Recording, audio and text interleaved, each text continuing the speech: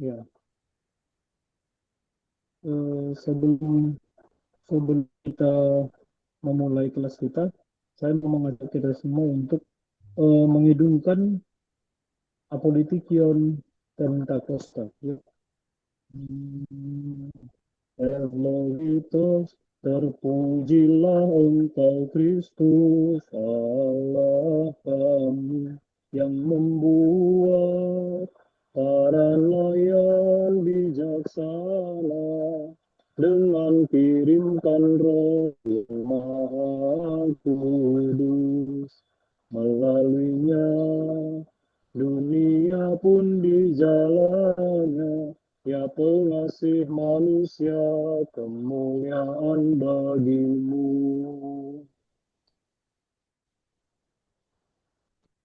Allah kami kemuliaan bagimu. Ya Raja Surgawi penghibur roh kebenaran yang hadir di segala tempat, serta yang memenuhi segala sesuatu, harta simpanan segala hal yang baik serta sang pemberi hidup. Datanglah dalam kami, serta bersihkanlah kami dari segala kenajisan, dan selamatkanlah jiwa kami ya Sang Maha Baik.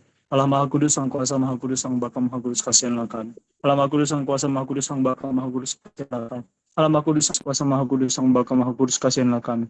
Kemuliaan bagi Sang Bapa dan Sang Putra, serta Sang Kudus, sekarang dan selalu, serta sepanjang segala abad. Amin. Ya Sang Tritunggal Maha Kudus, kasihanlah kami. Ya Tuhan, ampunilah dosa-dosa kami. Ya Baginda, maafkanlah pelanggaran-pelanggaran kami. Ya Sang Maha Suci, kunjungilah kami dan sembuhkanlah kelemahan-kelemahan kami demi nama-Mu. Tuhan kasihanlah, Tuhan kasihanlah, Tuhan kasihanlah. Kemuliaan bagi Sang Bapa dan Sang Putra serta Sang Roh Kudus, sekarang dan selalu serta sepanjang segala abad. Amin. Bapa kami yang ada di surga, dikuduskanlah nama-Mu, datanglah kerajaan-Mu, jadilah kehendak-Mu di bumi seperti dalam surga. Berikanlah kami pada hari ini makanan kami yang secukupnya, dan kami akan kesalahan kami seperti kami juga mengampuni orang bersalah kepada kami. Dan janganlah membawa kami ke dalam pencobaan, tetapi lepaskanlah kami daripada yang jahat. Kemuliaan bagi Sang Bapa dan Sang Putra serta Sang Roh Kudus, sekarang dan selalu serta sepanjang segala abad. Amin. Tuhan kasihanlah, Tuhan kasihanlah, Tuhan kasihanlah. Ya Bapa yang kudus, berkatilah. Ya Kristus Allah kami, kiranya Engkau melalui permohonan kami pada malam hari ini untuk membahas akan firman-Mu, kiranya Engkau membukakan hati serta pikiran kami dan keseluruhan dari antropotita kami, sehingga kami bisa mengikuti akan jalannya pelajaran katekisasi ini, dan kami serahkan hanya dalam nama Tuhan Yesus Kristus. Melalui doa-doa para Bapa suci, ya Tuhan Yesus Kristus Allah kami, kasihilah kami, selamatkanlah kami. Amin. Ya, silakan Mas Amin. Erik. Ya, terima kasih buat pembukaannya Pak Kristodolos. Dan sekarang waktunya kita akan mendengarkan pembelajaran.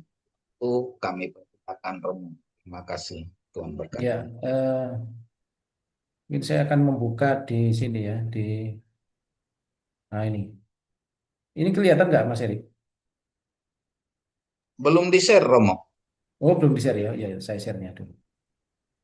Oke. Sekarang gimana? Lagi proses ini, Romo. Ini proses ya. Ya. Oke. Ya.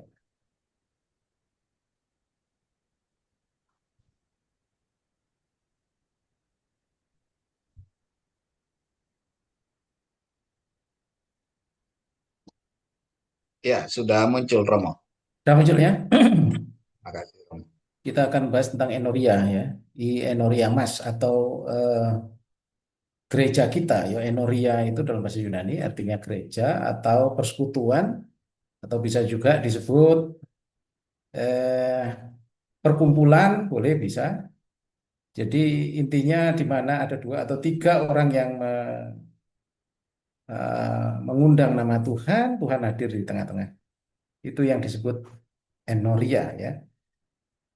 Gereja dalam arti umumnya adalah umat yang hidup bersama dalam pengucapan syukur, menyatu dengan kehidupan Kristus untuk menyatakan dan mempraktekkan karya Kristus.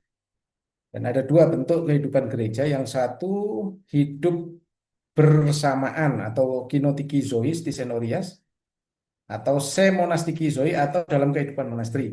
Dan ini sudah pernah kita bahas dulu awal ya, karena masih kita sorry akhir akhir dari perjumpaan kita yang membahas tentang enoria,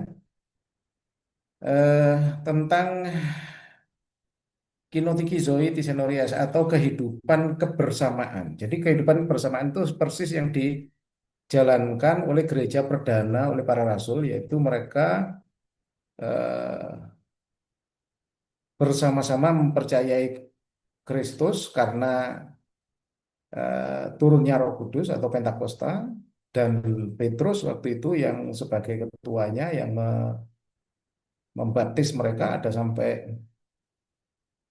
ribuan jiwa yang dibaptis, dan kehidupan mereka adalah kehidupan kinotiki zoe atau kehidupan yang bersama.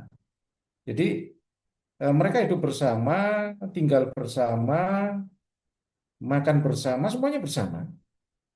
Makanya jemaat mula-mula itu membawa semua harta bendanya diberikan ke kaki para rasul atau ke para rasul dan para rasul yang mengelolanya. Dan saya yakin waktu itu kewalahan karena apa? Karena tidak pernah Petrus yang hidupnya hanyalah sebagai penjala ikan, mendadak ada ribuan orang bertobat, semua memberikan hartanya untuk hidup bersama dalam kehidupan bersama, dan setiap hari mereka akan memecahkan roti, artinya mereka adakan liturgi suci atau adakan perjamuan kudus setiap hari, luar biasa. Dan kehidupan itu diterus lanjutkan dalam kehidupan monastiki zoe atau monasteri. Kebetulan dalam kehidupan monasteri ini ada dua gereja di dunia ini yang menjalankan kehidupan monasteri, yaitu gereja kita Ortodok dan Roma Katolik ya. Ya, mohon maaf, Roma Katolik skisma dari gereja kita yang Ortodoks itu mempunyai kehidupan monasteri ya.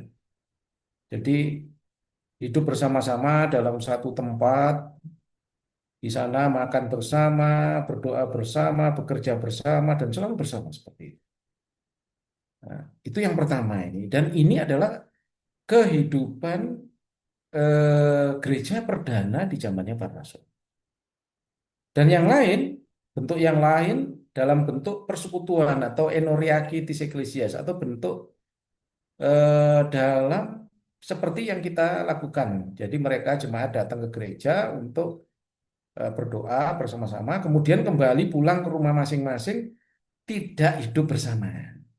Jadi punya ekonomi bersama-sama, membangun keluarga bersama-sama, tapi mereka hidup di dalam satu enoria atau dalam satu paroki kalau bahasanya orang Katolik, atau kalau bahasanya orang-orang Pentakosta itu dalam sel ya, komsel ya Ibu Juwita ya, atau dalam perkumpulan-perkumpulan atau gereja yang dibentuk, dibangunlah satu bangunan gereja, dan mereka bisa berkumpul setiap minggu gitu. Nggak bisa tiap hari karena mereka bisanya hanya hari Minggu kan gitu.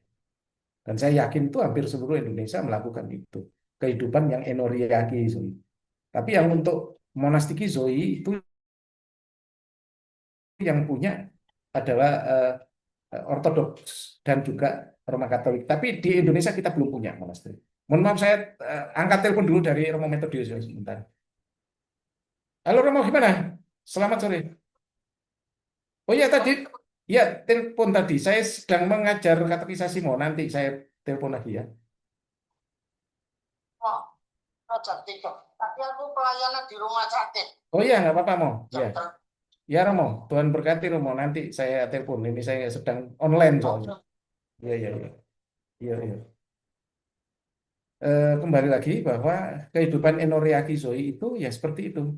Jadi jemaat datang, ada romonya, kemudian mereka datang untuk berdoa bersama-sama, dan yang terakhirnya adalah perjamuan kudus, kemudian pulang. Itu yang selama ini yang kita lakukan ya. Saya tidak membahas gereja yang lain yang kali saya bahas karena ini kita membahas tentang ortodoks kita ya, kita membahas ortodoks.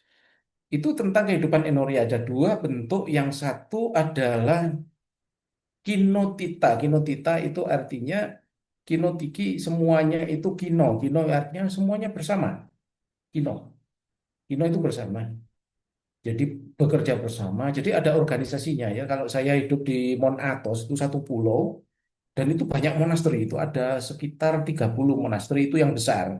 Dan ada juga monasteri yang kecil-kecil yang jumlah jumlah apa namanya biarawannya itu ada 10 orang, 20 orang gitu. Tapi ada yang besar-besar yang jumlahnya ratusan orang. Seperti di Patopedi, di Simono Petra, di eh, di Monasteri Pavlos, di monasteri saya sudah pernah semua ke sana dan bahkan saya juga bukan hanya ziarah saja, tapi juga saya di sana melayani juga servis ya sebagai romo di sana. Luar biasa itu satu pengalaman yang luar biasa. Mereka menghargai sekali dan mereka bisa berdoa bareng dan saya memimpin dan memberikan perjamuan kudus sama mereka.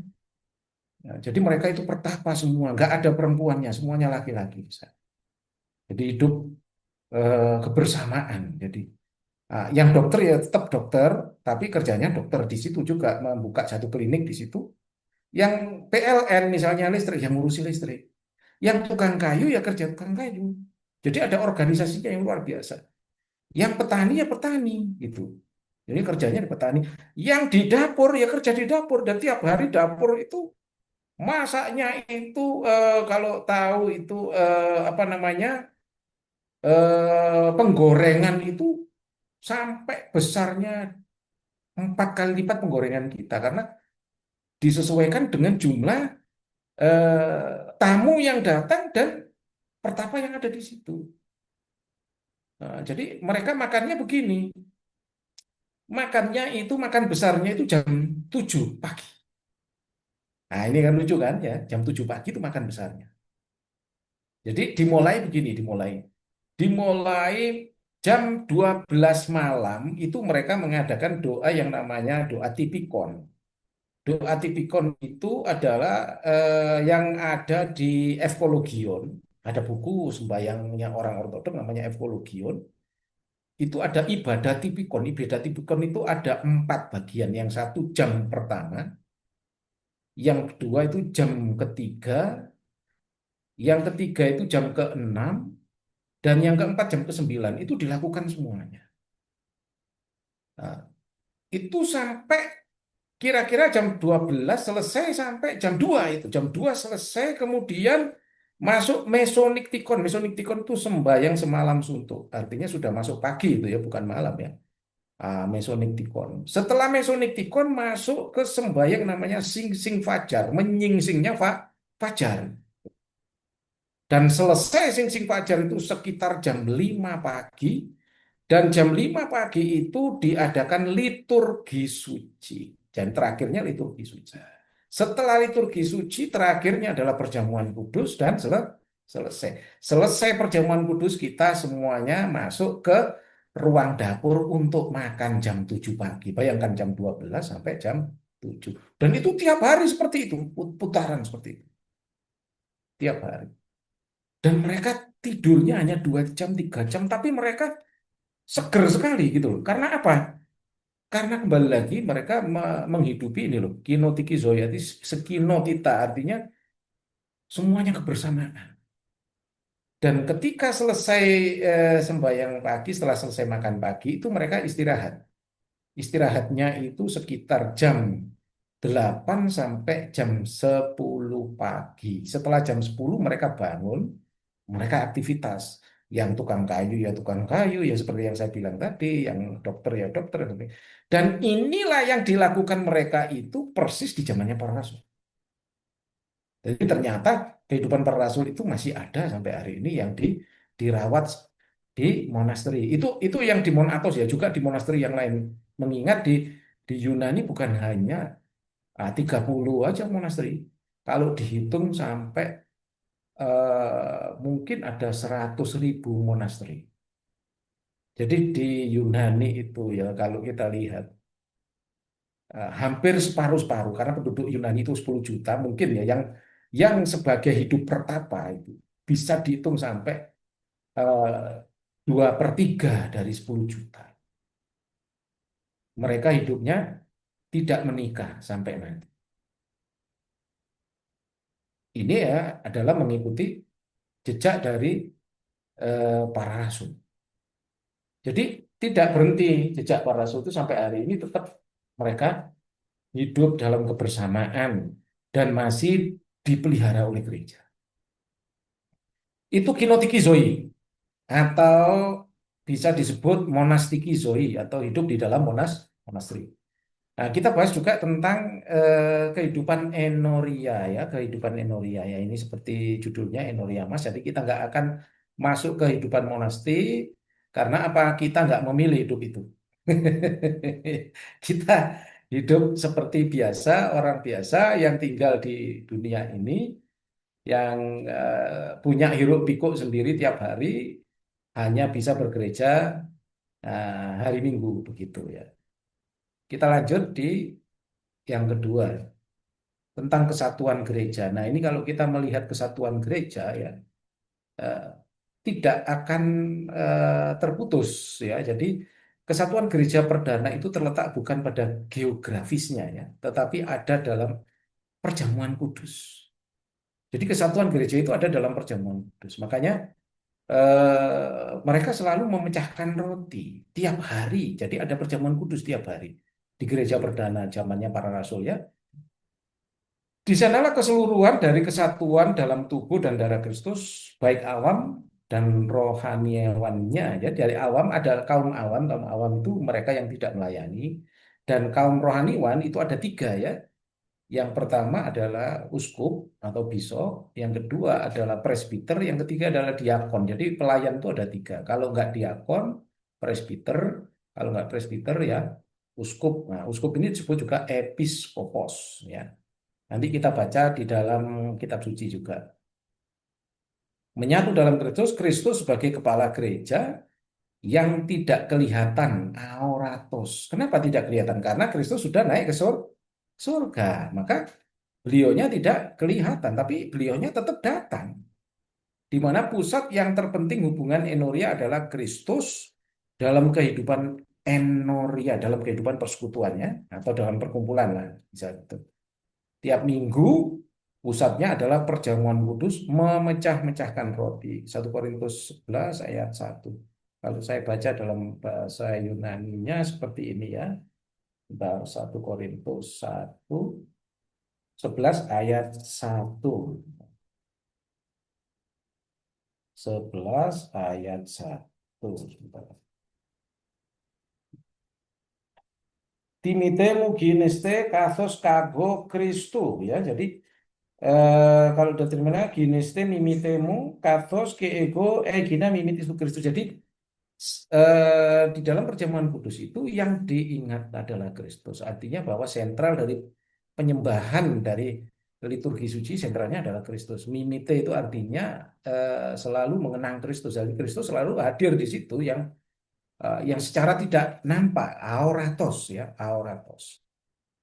Nah, dalam kehidupan sehari-hari selalu berciri khaskan kehidupan enoria atau persekutuan atau persaudaraan, doa bersama, pengucapan dan pengucapan syukur. Sorry ini salah, ini ada 2 kali penulisan ini karena terlalu cepat saya tadi. Pengucapan syukur ya, dan pengucapan syukur ini bentuknya liturgi. Dan inilah disebut dengan gereja yang nampak. Jadi gereja yang nampak itu adalah kita yang ada di dunia ini, sedangkan gereja yang tidak nampak itu adalah mereka-mereka yang sudah meninggal atau mereka-mereka yang sudah di surga ya, seperti para rasul, Yesus Kristus itu adalah auratos atau gereja yang tidak nampak. Dan orang-orang suci ya, kita mempunyai orang-orang suci. Nanti kita akan bahas siapa itu orang-orang suci ya. Selain para rasul ada juga umat, ada presbiter dan diakon. Filipi 1 ayat 1 ya, dan Kisah Rasul 20 ayat 28 ya. Pros Filipi Piseos ya, saya bacakan dalam bahasa Yunaninya supaya sangat Filipi pasal 1 ayat 1. Pros Filipiseos proti Pavlos ke Timotheos duli Yesu Kristu pasitis agis en Kristo Yesu tis usin en Filipis sin episkopis ke diakonis. Jadi di sini bahwa Rasul Paulus dan Timotius adalah duli Yesu, artinya budak-budaknya Yesus Kristus atau hamba-hambanya Kristus ya, budak atau hamba. Pasitis agis en Christo, dan semua orang-orang kudus di dalam Kristus. Jadi ada orang kudus. Siapa orang kudus yang meninggal dalam Tuhan? Jadi di abad pertama sudah ada orang kudus. Ini Rasul Paulus sendiri yang menuliskan di surat Filipi. Kalau kita dalam bahasa Indonesianya nggak jelas Indonesia. Ini dalam bahasa aslinya seperti itu. Jadi ada orang kudus di situ. Nah, kemudian Pasitis agis en Christo Yesus, dan semua orang-orang kudus di dalam Yesus Kristus. Tis usin en Filipius, dan semua orang-orang yang artinya gereja yang kelihatan, yang nampak ya seperti kita ini, yang ada di Filipi. Sin bersama, sin itu bersama atau ditambah. Episkopis itu adalah semua orang-orang yang dijadikan episkopos atau bisop-bisop ya. Nah, kemudian ke diakonis dan diakon-diakon. Jadi gereja itu ada episkopos, ada presbiter. Jadi episkopos waktu itu juga jabatannya dua, ya presbiter bisa, ya episkopos bisa. Nah, seperti itu. Ini di abad pertama, luar biasa. Jadi apa yang saya tuliskan ini nggak salah, seperti yang ada di kitab J ya. Nah, ini kemudian saya lanjutkan.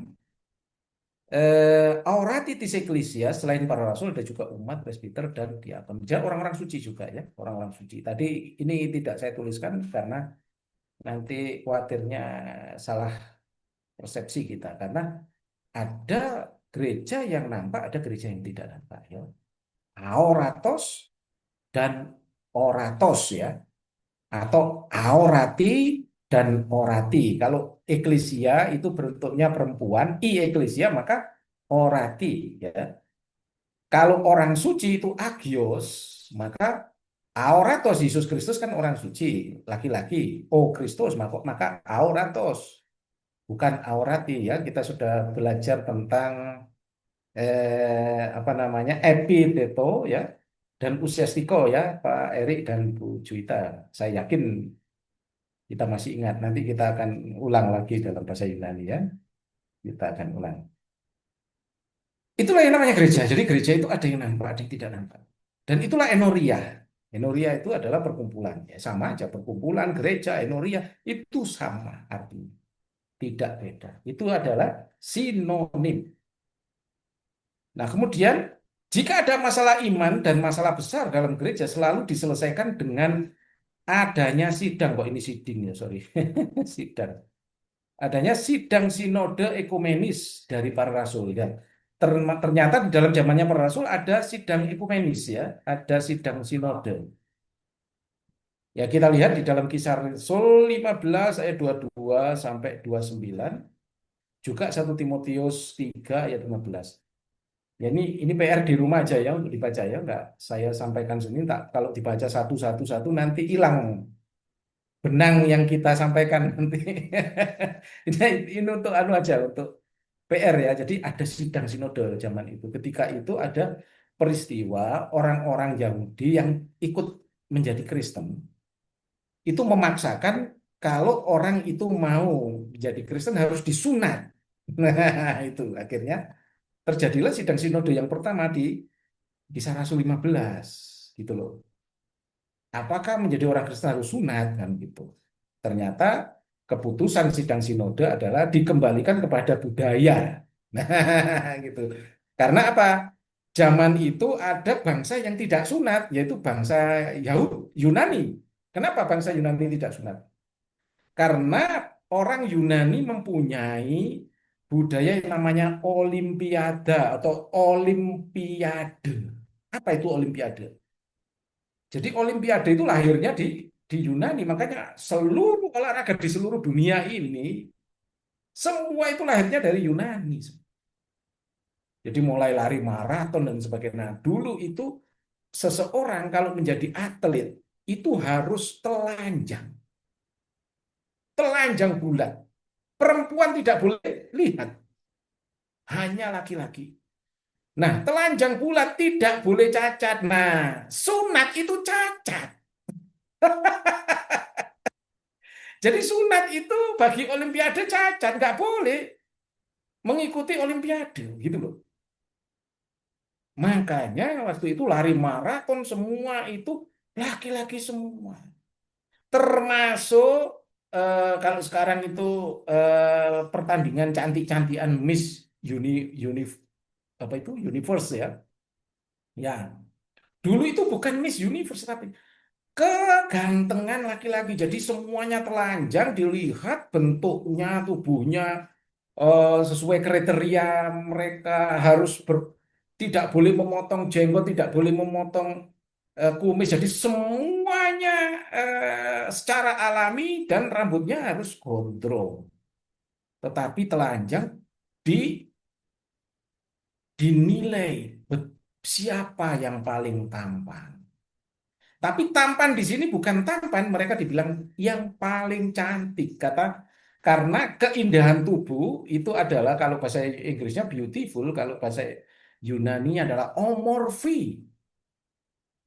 Jadi waktu yang lomba laki-laki tetapi mendapatkan piala omorphi, mendapatkan piala cantik gitu loh.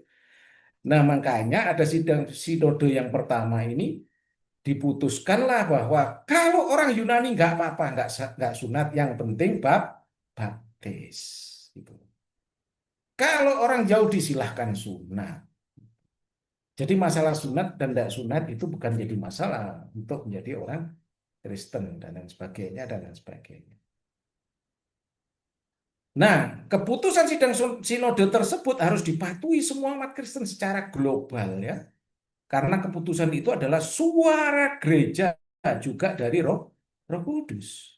Jadi sinode gereja merupakan mulut gereja, di mana gereja sebagai tiang, penopang, dan dasar kebenaran iman, atau ostilos keto edreomatis eklesias. Nah ini juga terjemahan gereja sebagai tiang, penopang, dasar kebenaran iman nggak benar ini. Kalau ostilos ke edreomatis eklesias artinya bahwa eh, gereja itu adalah dasar dasar daripada kebenaran dan tiang penyangga kebenaran itu maksudnya ya. Dasar dan tiang penyangga kebenaran, bukan tiang penopang dan dasar kebenaran iman. Ini bolak-balik bahasanya. Jadi harus ada dasarnya dulu, setelah dasar ada tiang untuk menyangga kebenaran iman. Itu yang dimaksud dengan O stilos ke edreomatis alitias. Nah ini ingat stilos ini pakai ipsilon ya, bukan pakai iota. Kalau pakai iota itu artinya potelot. Tapi bukan O, tapi to karena usiastiko bentuknya adalah netral. To stilo, Pak. S-nya hilang, to stilo. Potelot. Jadi ostilos itu adalah tiang ya, tiang. Tiang itu jenis kelaminnya laki-laki, ostilos ya. Nah, kalau predikatnya apa, Bu? Tu stilu ya. Tu stilu ya. Etiatikanya apa namanya? Dotikinya to stili to stili Belum. stili ya, to stili. Terus etiatikinya ton stilon, telitikinya o stilo. Nanti kita ulangi lagi nanti. Itu archealinikanya seperti itu. Terakhir, supaya nggak apa lama-lama kita ya. Gereja tidak pernah punah atau terputus di tengah jalan sampai kedatangan Kristus. Kalau bahasa Yunaninya adiakopi synekiatis eklesias ya, tidak pernah terputus. Selalu ada pelanjutnya sampai kedatangannya Kristus. Gereja tidak berhenti hanya pada masa para rasul, tetapi tetap berlanjut sepanjang abad sampai Tuhan datang karena Roh Kudus tinggal di dalam gereja. Yohanes 14 ayat 6, nanti ini juga PR ya. Dan menuntun dalam kebenaran, karena kepala gereja adalah Kristus selalu bersama kita sepanjang abad. Matius 28 ayat 20. Dan Tuhan Yesus menyertai sampai akhir zaman. Artinya, walaupun gereja dianiaya, dibunuhi, dan lain sebagainya, tidak berhenti, tidak pernah punah. Selalu ada penerusnya. Itu menunjukkan bahwa gereja itu kekal. Ya, gereja itu kekal. Karena gereja itu sinonim juga dengan surga yang ada di dunia ini. Gitu ya. Sinonimnya gitu. Jadi terima kasih untuk kelanjutannya besok minggu yang akan datang kita akan membahas tentang para kata tiki di Ecclesia. Nah, ini para kata tiki ini hampir sama dengan wasiat. Jadi gereja itu wasiat yang diturunkan terus-menerus atau klironomia. Klironomia itu artinya warisan yang diterus-teruskan terus yang tidak pernah terputus, yang tidak pernah punah, tidak pernah hancur, walaupun ada perang, walaupun ada apapun, kecuali punahnya gereja adalah ketika Kristus sudah datang yang kedua kali. Jadi sudah nggak ada gereja yang orati, artinya semua kita masuk surga menjadi aorati nanti kita, menjadi orang-orang yang dimenangkan dalam Tuhan seperti para bapak gereja, para nabi, para rasul, dan orang-orang suci yang lainnya. Ya, saya kira sampai di sini dulu. Mungkin saya kembalikan kepada Mas Eri tentang Enoria. Ini baru introduksi ya, ini ya baru Enoria. Nanti kita akan membahas selanjutnya. Ini materinya tebal nih gereja. Jadi ini bukan hanya Enoria, nanti ada para katike Eklesia, ada diadosi, ton apostolon, dan lain sebagainya. Nanti banyak. Tebal ini agak pusing ya. Makanya kalau boleh jangan terputus untuk mengikuti katekisasi karena ini gereja ini sangat simantik sekali untuk membahas tentang gereja itu. Kapasitasnya besar sekali ya. Saya kembalikan kepada Mas Eri, monggo Mas Eri. Ya, terima kasih Romo buat penjelasannya.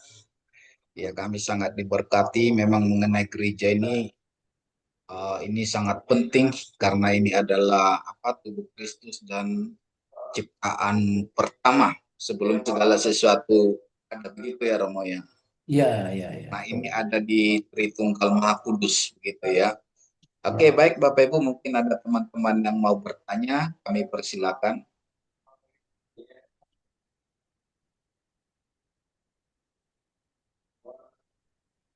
Silakan teman-teman yang mau bertanya.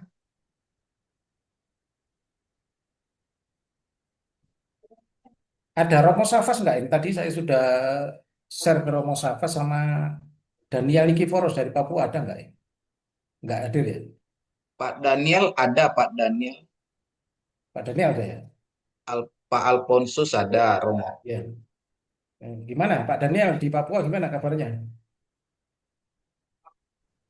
Selamat malam Romo. Ya, selamat malam. Gimana Pak Daniel di Papua? Kabar Papua baik. Yang Baik. kemarin ada gempa di mana itu di Nabire gimana? Saya kebetulan di Jayapura, Romo. Oh, sudah pulang. Iya. Aman, aman. Pas Iya. 2 hari sebelum gempa itu saya ada pulang ke Jayapura karena kebetulan Sofia ulang tahun waktu itu. Oh, puji Tuhan ya, selamat ulang tahun untuk Sofia, anak yang kedua ya. Iya. Iya, iya. Ya, monggo. Ada Mungkin yang perlu dibahas di sini Pak Daniel? Ya. Romo, saya ada ya, pertanyaan. Sebentar, Ada Pak Bapak, Mas Kristo dulu sini masih Mas Ya, Daniel. silakan Pak Kristo dulu. ya, silakan. eh, Romo, kalau seandainya di satu gereja itu tidak ada imamnya, misalnya karena meninggal atau karena perjalanan, bagaimana umat di Enoria itu dapat bertahan di dalam keadaan seperti itu, Rom? Kalau zaman ini sih nggak ada masalah. Zaman ini sekarang ada internet ya. Yang susah itu zamannya para rasul kan gitu. Ya kelenger lah zamannya gitu. Kalau nggak ada romonya kelenger. Tapi sekarang di zaman sekarang kan sudah ada internet dan sebagainya. Kita bisa hubungan dengan internet. Seperti Pak Daniel ini di Papua belum ada romo sampai hari ini. Belum ada romo. Mm. Jadi Pak Daniel dengan upayanya yang luar biasa kadang-kadang datang ke Jakarta untuk liturgi luar biasa. Dan juga pernah datang ke Mojokerto untuk liturgi di sini. Luar biasa ya. Sekarang nggak ada masalah, ada pesawat lagi sekarang. Hanya saja kembali lagi kita belajar tentang pendidikan yang diajarkan Ki Hajar Dewantoro yang mengatakan dalam bahasa Jawa, Jer Basuki Mobeo. Kalau kamu ingin ke gereja, kalau walaupun gerejanya jauh, walaupun di Jakarta, di Mojokerto bisa datang, yang bayar oh gitu loh, ya bayaran karena butuh tiket pesawat kan gitu. Ya, benar. Jadi sekarang sih nggak ada masalah itu, Mas. Gitu. Nah, Iya, kembali Romo. lagi kepada hitung-hitungan donasi atau dana. Kalau ada dana ya jalan. Kalau nggak ada dana ya kelenger. Benar, benar. Ya gimana ya? Saya nggak bisa menjelaskan secara jelas karena tapi sebenarnya itu adalah tugas dari episkopos, tugas dari bisop setempat untuk mentahbiskan.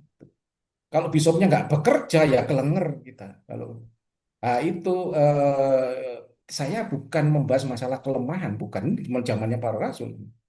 Nah, kalau ada orang yang mengatakan, wah ini kelemahan kalau sistemnya hanya uskup saja yang bisa. Lu memang hak prerogatif untuk mentahbis ini memang uskup memang. Bukan yang lain, presbiter nggak bisa mentahbis, diakem nggak bisa. Walaupun di dalam gereja ada tiga apa namanya rohaniwan, yang satu adalah diaken, dua presbiter, yang ketiga bisop.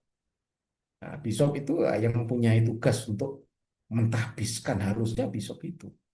Kalau bisopnya nggak mau mentahbiskan, ya kelenger juga kita. Ya memang hak prerogatif kepada uskup. Apakah kelemahan? Bukan. Bukan kelemahan. Kembali lagi bahwa gereja ada Roh Kudus, ada Tuhan Yesus Kristus. Semuanya diekonomisi atau semuanya sudah diatur sama Tuhan dan Roh Kudusnya. Tapi kembali lagi kepada manusia. Manusia punya kelemahan namanya dosa. Nah, kembali lagi kepada dosa. Kalau orang suci, kembali lagi saya katakan kalau itu orang suci, makanya kita berdoa supaya besok kita dijadikan orang suci ya. Kita doakan menjadi orang suci ya sehingga dia betul-betul ada Roh Kudus yang membakar dalam dirinya, bisa kunjungan ke Papua untuk mentahbis Pak Daniel misalnya di sana untuk menjadikan presbiter dan sebagainya dan sebagainya. Jadi bukan kelemahan itu. Itu karena dosa ya di manusia ya. Kemanusiaan.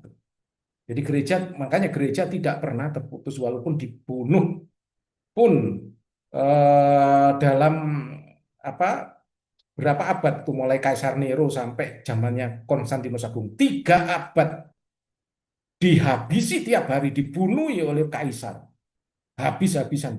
Tapi di zamannya Konstantinus Agung justru kaisarnya yang membunuh itu diangkat menjadi kaisar pertama yang ortodok.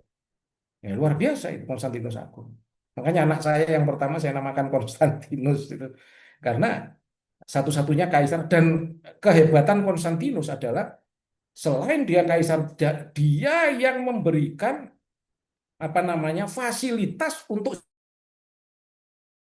sidang sinode yang pertama di Nikea Bitinia zaman itu yang membahas tentang bidat Arius yang sudah sering kita bahas ya Pak Erik ya di dalam seminar-seminar yang kita pernah sampaikan ya dulu itu seperti itu. Nah itu Mas Christodulos dari saya. Ya, terima kasih, Romo. Ya, Ya, ya, terima kasih Pak Kristudolos. Ada lagi Bapak Ibu yang mau ditanyakan?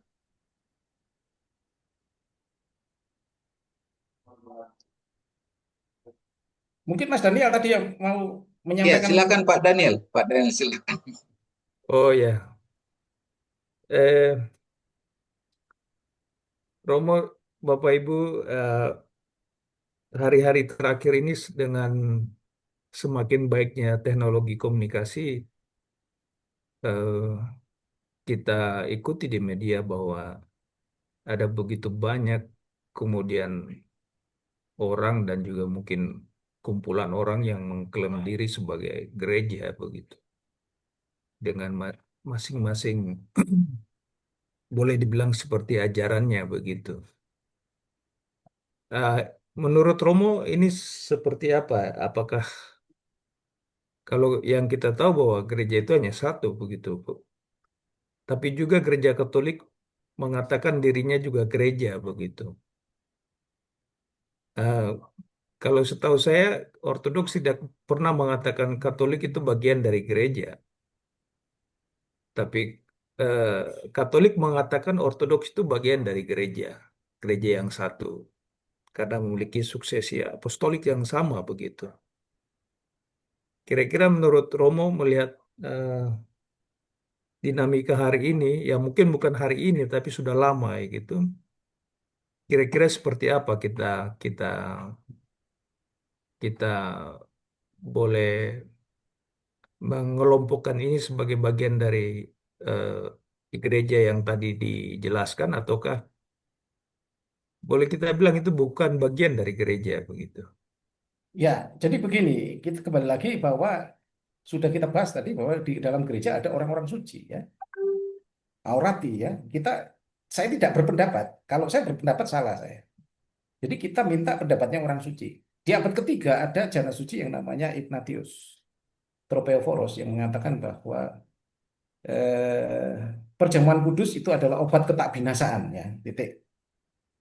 Jadi perjamuan kudus itu adalah obat ketakbinasaan. Ketika kita mengambil perjamuan kudus, kita makan tubuh dan darah Kristus, maka kita satu dalam komuni, satu dalam gereja. Jadi kesatuan gereja itu ada di dalam liturgi suci atau dalam perjamuan kudus yang barusan kita bahas. Itu satu itu ya. Yang kedua, jana suci Kiprianus. Itu orang Roma itu juga, orang Roma. Di abad yang keempat mengatakan bahwa di luar gereja tidak ada keselamatan. Itu gereja apa itu? Pada abad keempat belum ada Roma Katolik. Jadi gereja masih ortodok. Kapan Roma Katolik muncul? Roma Katolik muncul itu 1054. Jadi Roma Katolik itu memisahkan dirinya dari ortodok, dari gereja perdana. Jadi yang kita bahas hari ini adalah gereja perdana mulai zamannya para rasul sampai hari ini ya ortodok sebenarnya ya. Karena hanya ortodok yang tidak pernah mengalami perpisahan. Lalu bagaimana dengan Roma Katolik yang dulunya pernah jadi ortodoks dan sebagainya? Nah, ini pendapat orang suci juga. Ini adalah Yohanes Damaskinos. Jadi begini, di dalam tubuh gereja itu ada kepala, ada tangan, ada kaki, ada yang lain. Nah, ada satu tubuh yang sakit. Jadi skisma ketika keluar dari gereja itu adalah satu tubuh yang sakit. Dan tubuh yang sakit itu bisa bulu yang lepas, misalnya rambut atau gimana, lepas. Ya gimana lagi sudah. Ya lepas sudah. Sudah di luar tuh tubuh. Nah ingat, Tuhan Yesus memberikan satu perumpamaan pada kita yaitu pokok anggur. Ketika rantingnya anggur itu kering maka harus dipotong dan dibakar. Ya gimana lagi, ya itulah. Jadi saya tidak mengajari fanatik, tidak, tapi saya belajar dari orang-orang suci. Juga Tuhan Yesus juga mengatakan, ketika ranting itu kering maka dipotong dan dibakar. Jadi ada satu satu pohon yang pokok itu dan banyak rantingnya, dan ranting yang kering itu harus dipotong. Kalau nggak dipotong nanti menulari yang lain, kering. Seperti itu. Jadi saya kembalikan kepada Pak Daniel. Sudah Pak Daniel definisikan sendiri aja itu. Saya tidak berpendapat. Karena ketika saya berpendapat nanti sok tahu Romo itu. Ini pendapat dari orang-orang suci ya. Nah, ingat orang-orang suci itu bagian dari gereja yang aurati. Auratitis ecclesias. Jadi gereja yang tidak nampak. Seperti itu Pak Daniel. Baik Romo, mungkin apa kita punya tradisi apostolik suksesi itu, eh, ada sebagian orang juga yang kemudian melihat itu sebagai sesuatu yang, ada yang berpendapat bahwa itu bikin-bikinan gitu, gitu. Kalau Sesuatu bikin-bikinan yang berat, ya, sesuatu yang dibuat-buat gitu, tidak alkitabiah gitu. oh enggak Sehingga bisa, enggak bisa. kemudian ada yang berpendapat itu sesuatu yang di luar dari eh, ajaran gereja begitu. Kalau Itu kalau itu pendapat dari seseorang ya lucu karena Tuhan Yesus juga memilih 12 para rasul. Ya, kan di kitab Matius disebutkan Tuhan Yesus memilih 12 rasul disebutkan ada yang namanya Bartolomeus, ada yang namanya Simon Petrus, ada 12 lah itu, 12. Dan 12 itulah sebagai cikal bakal gereja yang terus berlanjut sampai hari ini. Jadi siapa pendiri gereja? Pendiri gereja itu Roh Kudus. Kapan itu? Ketika Pentakosta turunnya Roh Kudus. Dan kebetulan turunnya Roh Kudus itu, ya bukan kebetulan, dan memang waktu turunnya Roh Kudus itu 12 para rasul ada di sana. Dan 12 para rasul inilah yang mengorganisasi gereja yang perdana yang tadi kita bahas bahwa gereja yang perdana ketika mereka eh, bertobat ada ribuan orang itu mendadak Rasul Paulus sebagai pemimpin dari 12 para rasul, ya termasuk para 12 para rasul untuk mengorganisasi bagaimana hidup bersama-sama. Hidup bersama-sama jadi makan bareng, kerja bareng, tiap hari ada liturgi suci, ada perjamuan suci, tiap hari ada perjamuan suci ya di Kisah Para Rasul ya lihat di Kisah Para Rasul itu. Dan itu berlanjut sampai hari ini kehidupan itu ada di monasteri yang kita miliki ya, yang kita miliki sampai hari ini. Itu yang dinamakan kinotiki zoi yang tadi ya, yang pertama ya. Saya kembali lagi kan, saya ulangi ya ini ya, supaya nggak lepas. Nah ini kinotita zoitis enorias atau se monastiki zoi. Jadi kehidupan dari para rasul mula-mula itu adalah ini kinotiki zoitis enorias atau kehidupan bersama-sama. Jadi mereka membawa harta mereka semuanya kepada para rasul dan para rasul itu membagikan bareng ke seluruh jemaat yang bertobat itu dan mereka tinggal bareng. Dan saya yakin zaman itu ya satu kepusingan yang luar biasa karena Petrus yang tadinya hanyalah sebagai penjala ikan mendadak menjala manusia segitu banyak mengorganisasi dan lain sebagainya mencarikan rumah dan lain sebagainya. Wah, pusing nggak karu-karuan kan. Tapi mereka bisa hidup bersama-sama karena pimpinan daripada Roh Kudus. Jadi dasar gereja yang sudah saya katakan tadi yang terakhir kita bahas di sini bahwa dasar gereja ini adalah bahwa gereja tidak pernah berhenti hanya pada para rasul tetapi tetap berlanjut sepanjang segala abad ya sampai datangnya Tuhan yang kedua kali. Kenapa? Karena adanya Roh Kudus yang menuntun dalam kebenaran karena gereja adalah karena kepala gereja adalah Kristus yang selalu bersama kita sepanjang segala abad, yaitu di Matius 28 ayat 20, bahwa Tuhan menyertai kita sampai akhir zaman. Ya, itu yang pertama yang perlu kita garis bawahi. Dan yang kedua yang kita garis bawahi di sini, bahwa gereja itu adalah ostilos ke to edreomatis eklesias. Kalau dalam bahasa Yunaninya, bahwa gereja adalah tiang penopang dasar dan kebenaran iman. Nah, ini nggak benar ini. Jadi terbolak-balik bahasanya. Kalau bahasanya yang saya jelaskan bahwa gereja adalah dasar dan tiang penyangga kebenaran iman. Itu gereja. Dan siapa itu? Adalah para rasul. Kalau nggak ada para rasul, nggak ada gereja.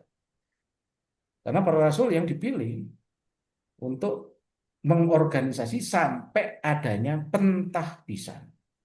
Dan mengapa sampai hari ini tidak pernah putus? Karena ada pentahbisan. Jadi Rasul A, seperti Rasul Andreas mentabis si Prochorus, Prochorus ditahbis siapa sampai sekarang. Dan saya yang mentabis waktu itu adalah Christodulus yang dari Yunani. Dan Christodulus siapa yang mentabis?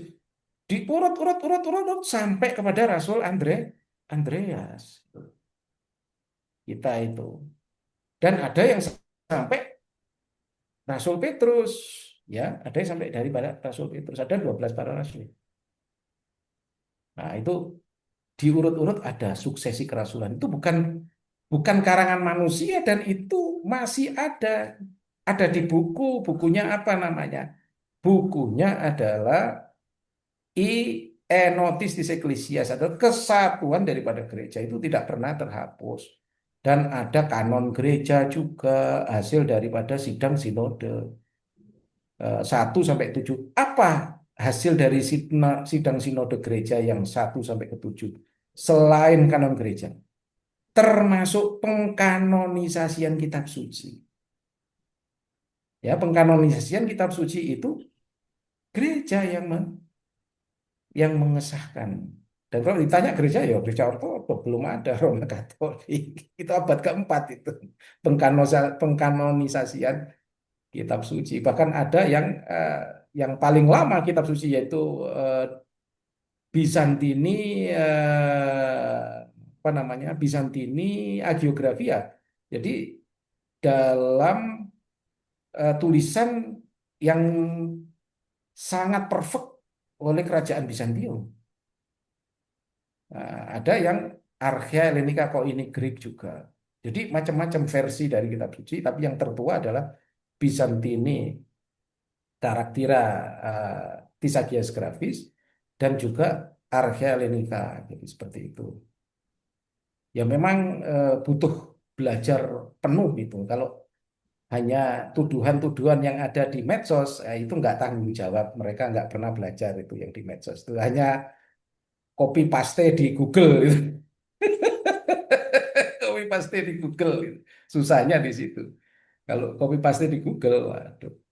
Dasar saya apa, memberikan pelajaran banyak sekali saya, apa dasarnya. Yang pertama, bukunya Romo Antonius Aliwisopoulos seperti ini, I Ortodoksia Mas ya, Ortodokta. Juga ada bukunya Romo Christodoulos yang mentahbis saya. Nah ini Tisabros Tis Ortodoksias. Nah ini bukunya tebal sekali. Nah di sini, ini dasarnya semuanya ada di sini. Jadi saya tidak mengambil dari Google. Bahasa Yunani semua ya Romo ya?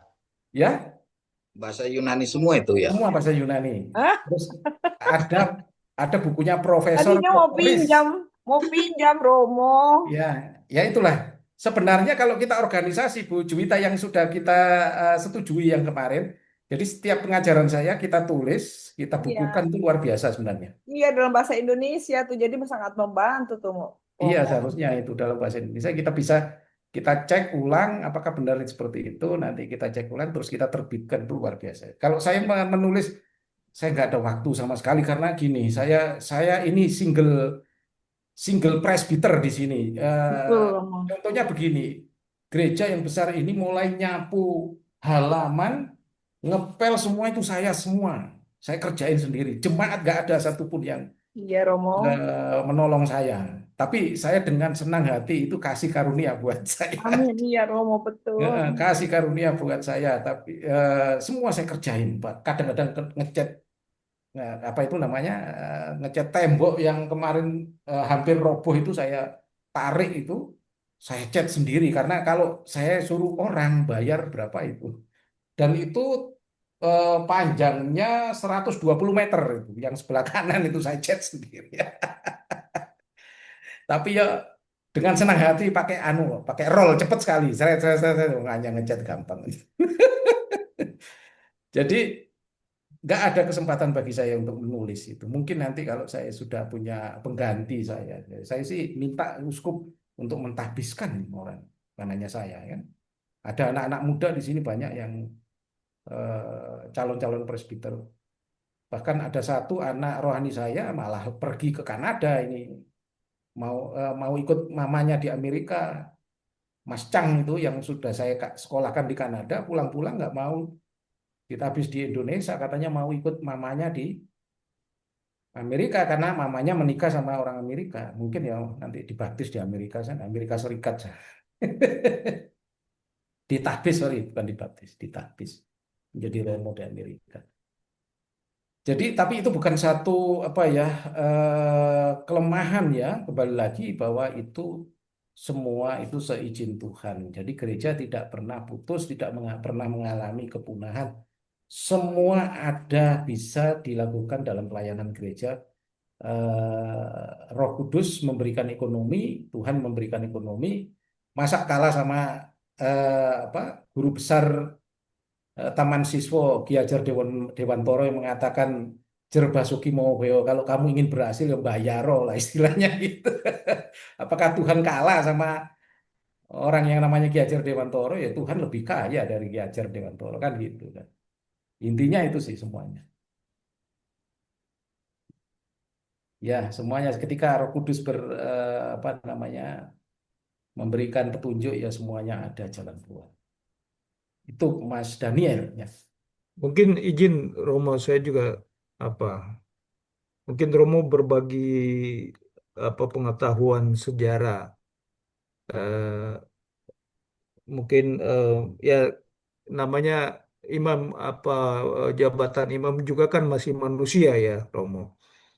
Eh, Apakah dalam sejarah gereja itu eh, juga dipenuhi dengan apa naik turun gitu ya, seperti ada yang mungkin uskupnya kemudian meninggalkan gereja, ke bermasalah dan macam-macam. Mungkin ada ada pengalaman Romo tentang eh, kehidupan gereja yang naik turun gitu. Sebenarnya bukan naik turun karena kembali lagi bahwa gereja itu aurati dan orati. Artinya gereja itu yang nampak dan tidak nampak. Ada satu contoh waktu itu di daerah di Yunani, di daerah di luar Yunani ya, itu di daerah mana itu? Kalau nggak salah di Bulgaria. Ini sungguh terjadi. Ini pengalaman aurati eklesia, pengalaman gereja yang nggak nampak. Seperti gini, di satu kampung ya, di satu kampung itu presbiternya meninggal. Dan kampung ini banyak sekali orang ortodok gitu. Nah, jemaat datang ke uskupnya untuk minta supaya ditabiskan orang. Nggak ada yang mau ditabiskan. Semua presbiter punya punya tanggung jawab sendiri di kota A, kota B. Dan di kota ini nggak ada yang datang. Nah, sampai uskupnya bilang, sudah, tunggulah 40 hari lagi nanti saya utus presbiter yang lain yang kosong lah nanti, yang tak suruh tak suruh libur di enorianya atau di gerejanya untuk melayani di kampungmu. Kemudian utusan kampung ini pulang ya. Ketika pulang, ternyata ada Romo. 2 hari berikutnya ada Romo yang datang di sana. Ditanya, loh, kamu Romo? Iya, saya yang melayani di sini. Saya akan melayani di sini, mulai baptisan, melayani, mulai pernikahan, melayani pernikahan kudus, pemberkatan di rumahnya jemaat, pemberkatan di ladangnya jemaat, pemberkatan mobil-mobilnya jemaat yang baru beli diberkati semua. Selama 3 bulan bekerja tanpa ada lelah. Nah, kemudian pas 3 bulan seperti yang dijanjikan uskupnya tadi, Romo ini pamitan pulang. Loh, bukankah uskup menjanjikan kamu selamanya di sini? Oh, enggak. 3 bulan ya 3 bulan saya pulang. Nah, Romo ini pulang. Tapi jemaat mengucap syukur, terima kasih banyak, semuanya dilayani tanpa bayaran loh, ini tanpa bayaran. Padahal, ya mohon maaf, saya juga presbiter ya. Kalau saya di Yunani, kalau memberkati rumah orang biasanya ada yang ngasih 20 euro, ada yang 50 euro. Kalau melayani apa namanya mengebumikan orang atau mengubur orang itu 100 euro tarifnya. Ya ini bukan masalah tarif ya, memang itu berkat yang untuk Romo gitu. Tapi ini Romo ini nggak mau dibayar itu semuanya nggak mau. Nah kemudian pulang jemaat mengucap syukur, terus jemaat ini mengutus beberapa orang untuk datang menemui uskupnya. Uskupnya tadi menemui uskupnya, bilang sama uskup, uskup terima kasih ya kamu sudah mengirim seorang Romo hebat 3 bulan tanpa lelah melayani gereja, gak ada capeknya, sampai baptisan, sampai apa namanya pernikahan semuanya. Kaget uskupnya. Loh, saya nggak nyuruh siapapun katanya gitu. Saya nggak nyuruh siapapun. Mana ada anu ya pernikahan? Ya, coba bawa sini. Surat nikahnya saya lihat, dibuka surat nikahnya. Ternyata yang Yang melayani adalah Agius Nectarius Pendapoleos, orang suci Nectarius yang dulunya episkop yang pernah dipecat di mana di Mesir, ya, dulu namanya Pendapoleos di daerah Nil, Sungai Nil ya. Dan dia yang melayani, artinya dia orang suci yang datang sendiri. Jadi orang suci itu tidak mati, tidak mati, dia tetap hidup. Bahkan siang melayani pembaptisan seperti orang hidup persis. Agius Nectarius. Ada tanda tangannya, Nectarius Pendapoleos. Ini pengalaman di Bulgaria. Ini bukan di Yunani ini. Ini orang suci, orang Yunani, orang Egina ya. Saya pernah datang ke kuburannya. Setiap saya ke Yunani mesti datang ke kuburannya Agius Nectarius. Jadi dia datang sendiri di sana. Pengalaman yang luar biasa. Apakah ini pengalaman supranatural? Ya supranatural ya natural ini. Dua-duanya kan gitu. Orang yang sudah mati tapi hidup. Nah inilah ortodoksia kita yang luar biasa di dalam ortodok kita seperti itu. Enggak main-main semacam itu. Luar biasa. Ini bukan pengalaman apa ya?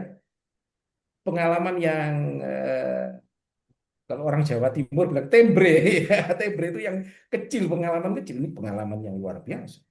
3 bulan berturut-turut melayani. Nah, nanti di Papua nanti Agius Nectarius datang di sana melayani Mas Daniel selama 3 bulan, nggak tahu Mas Daniel. Amin, amin, amin. Ya itu. Jadi Makasih Romo. Makasih. ya jadi itu yang menguatkan kita bahwa gereja itu tidak pernah mati, tidak pernah punah sampai kedatangan Kristus yang kedua. Luar biasa itu. Ya, ya silakan Mas Heri. Iya, makasih Romo buat jawabannya itu Romo. Iya. Jadi tadi saya garis bawahi ada gereja yang tidak kelihatan, ada gereja yang kelihatan begitu ya Romo ya. Iya, Tapi betul. itu satu gitu ya Romo ya. Satu dalam Kristus, Iya. tidak membedakan. Artinya begini, di dalam keyakinan ortodok kita, kematian itu bukan akhir dari segalanya. Jadi kematian itu adalah awal daripada kehidupan yang kekal, awal. Jangan salah, ya. Banyak orang mengatakan kematian itu akhir dari segalanya. Ya, tewas gitu. Jadi kematian bagi kita yang percaya Kristus, tidak ada kematian sudah. Jadi kita pindah dari kehidupan yang fana menuju kehidupan yang sejati. Itu sebenarnya itu kematian.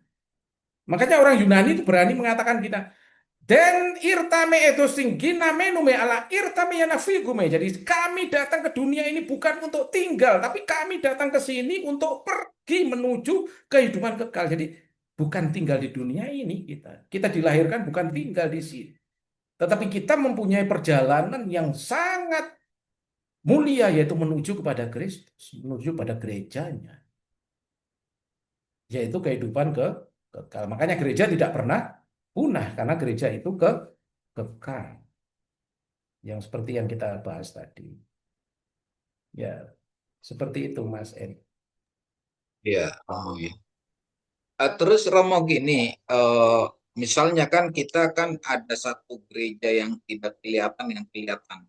Bagaimana kita seperti yang tadi minta pelayanan itu tadi kan ada datang gitu ya Romo ya, yang apa tadi orang kudus gitu ya.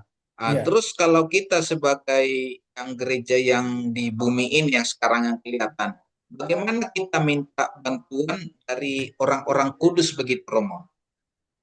Sebenarnya orang kudus itu nggak usah kita minta. Sebenarnya ada di samping kita, di mana kita berada ada orang kudus. Jadi orang kudus itu bukan hanya para rasul, para bapak gereja, atau orang-orang para martir, tapi juga malaikat-malaikat yang ribuan itu juga orang-orang kudus.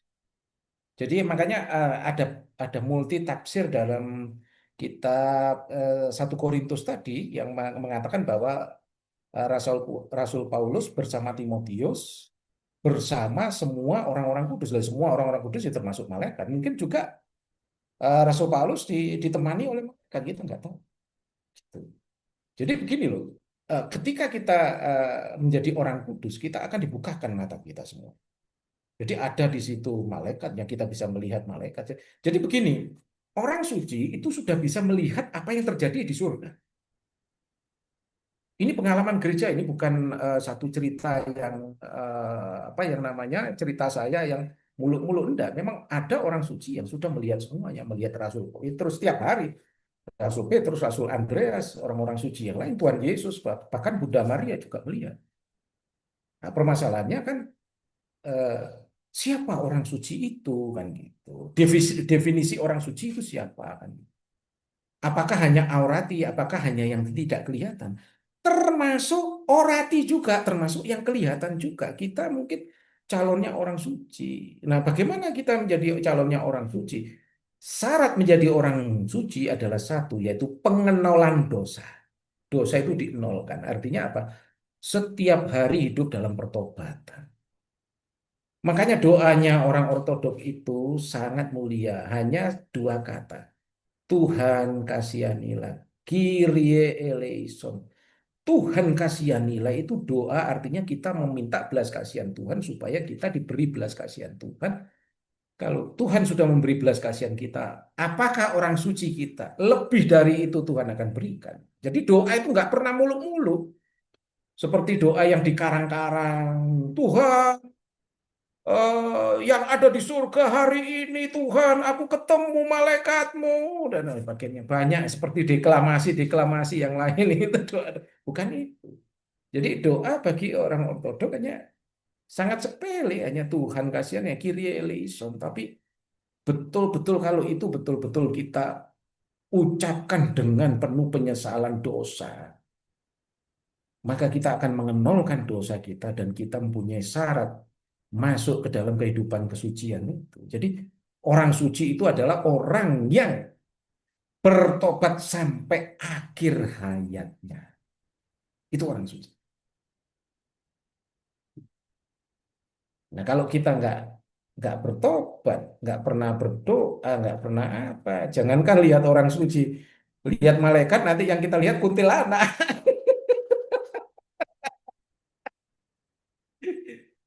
Di gereja ini gelap, di depan ini gelap. Semua orang itu takut saya. Kalau lewat tuh katanya bulu kuduknya, anu, saya nggak bulu kuduk saya karena apa? Saya menyanyi soson Kyrie ton laun, selamatkanlah Tuhan umatmu dan berkatilah warisan milikmu. Aman lah sudah. Kan gitu. Ya, Romo. Satu lagi Romo, karena Romo Silakan. tadi menyinggung yang tadi. Kan di di teologi itu ada pelayanan pelepasan gitu ya, okultisme. Itu Ya, dalam apa gereja apa seperti apa pelayanan seperti itu gitu Romo? itu ada namanya eksorkismos, ada bukunya itu di Oh. Evkologion, itu Mhm. eksorkismos. Itu waduh sangat berat, itu pelayanan semacam itu nggak main-main, romonya harus puasa banget. Harus betul-betul puasa. Nggak boleh pelayanan semacam itu dalam kondisi kenyang, Mhm. habis makan daging atau makan apa, malah nanti romonya kesurupan nanti, bahayanya. Karena Gitu. mengingat oh iya pernah terjadi ini, pernah terjadi. Jadi pelayanan pelepasan itu harus kalau bisa ya, kalau bisa itu menghubungi uskupnya setempat. Karena kita butuh doa restu dari uskup karena uskup itu sebagai romo yang mumpuni ya, yang dipilih Tuhan ya, episkopos artinya seorang rohaniwan yang paling atas ya. Episkopos itu artinya dia yang dari atas melihat ke bawah, artinya dia yang betul-betul menyelidiki gereja mulai dari presbiter sampai jemaat yang kelas bawah. Intinya itu sih. Jadi ya kita harus minta blessingnya uskup atau minta blessing kepada bapak rohani kita gitu. Jadi uskup atau bapak rohani kita nanti juga mendoakan kita supaya di dalam pelayanan kita nggak kesurupan nanti. Karena gini, dulu pernah ini waktu awal-awal saya jadi ortodok, dulu kan latar belakang saya dulu juga GKJ ya Protestan, tapi saya juga sering ke gereja Pentakosta gitu loh. Jadi cara untuk pelepasan tuh mengusir misalnya dengan berteriak dalam nama Yesus pergilah iblis kan gitu ya. Jadi saya punya pengalaman semacam itu. Ketika saya di ortodok itu ada jemaat yang kesurupan setan dan saya waktu itu petobat baru gitu loh. Ternyata untuk mengusir setan tuh nggak boleh semacam itu, harus dengan tenang, harus dengan menggunakan doa yang namanya Kyrie eleison atau Tuhan kasihanilah, juga dengan air suci. Di gereja Ortodok ada air suci, gitu loh. Nah, ketika itu saya masih jemaat dan waktu itu Romo Metodius itu masih jemaat juga, Romo Lazarus masih jemaat waktu itu. Kita masih jemaat gitu. Nah, yang kita ketahui lah karena masih jemaat kan nggak tahu ada buku namanya Exorcismus di Evangelion. Nah, saya yakin jemaat apa Romo Metodius pun nggak tahu itu buku Exorcismus. Saya yakin padahal dia Romo ini nggak tahu karena buku itu dalam bahasa Yunani belum belum ada terjemahannya sampai hari ini Exorcismus. Jadi waktu itu cara mengusir setan ya air dengan keyakinan dengan air suci Tuhan kasihanilah gitu. Jadi waktu itu ada jemaat yang namanya Gino kesurupan setan dan setannya itu banyak dan Gino itu bisa ginkang, bisa bisa terbang antara rumah yang satu ke rumah yang lain. Sampai bapaknya itu dulu belum ortodok, Pak Tunggal namanya itu mengundang 4 dukun kelas kakap di Boyolali. Keempat dukun itu terpental karena katanya yang menyuruhi Gino ini setan yang luar biasa. Dan akhirnya memanggil kami berempat waktu itu saya, Romo Lazarus, Romo Metodius sama saudara Abraham. Saudara Abraham yang dulu pernah saya tolong untuk kerja di Yunani 2 kali ya. Kemudian kita datang ke sana bawa air suci. Kita ciprati air suci katanya Gino panas katanya. Akhirnya saya rangkul Gino itu.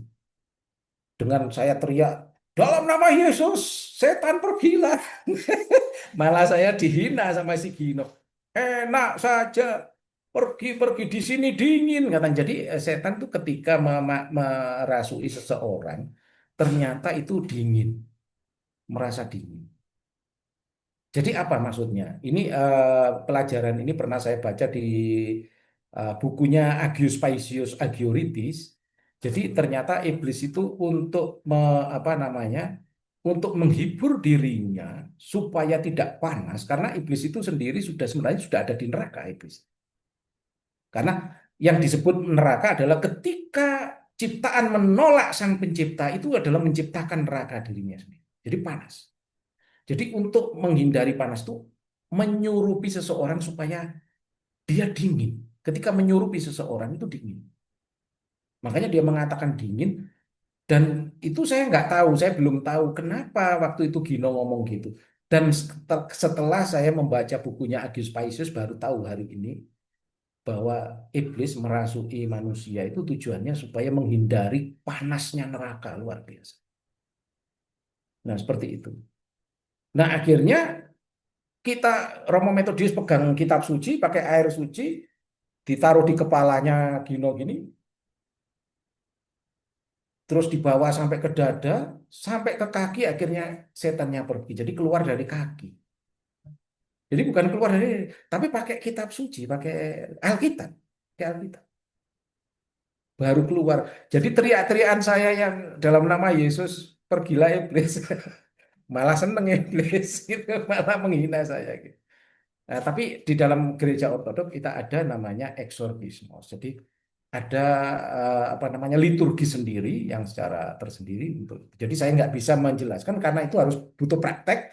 Jadi nanti datang kalau ada yang kesurupan, nah ada bukunya saya yang bacakan harus bawa salib, tapi dalam kondisi puasa ya, nggak boleh kenyang mengusir iblis. Kalau kita kenyang mengusir iblis malah kita kesurupan nanti.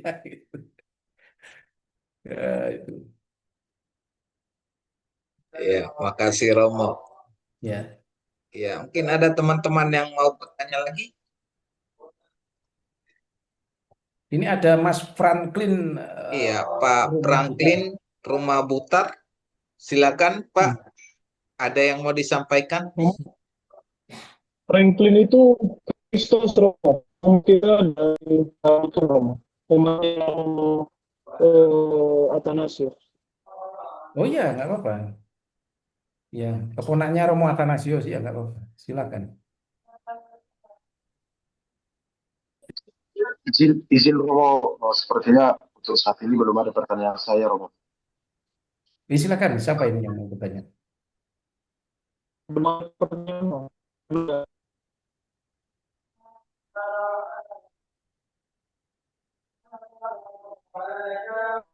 Ya silakan Mas Eri kalau nggak ada yang nanya. Iya, oke.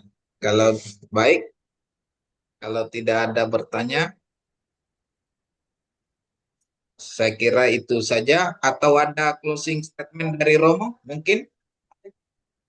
Apa statement yang dari saya? Ya, hanya itu bahwa gereja tidak akan punah sampai Kristus datang kedua kali, walaupun dalam keadaan dianiaya, ada ajaran macam-macam di dunia ini, tetap gereja tetap bekerja sebagaimana yang diajarkan para rasul yang diterus lanjutkan sampai hari ini seperti itu.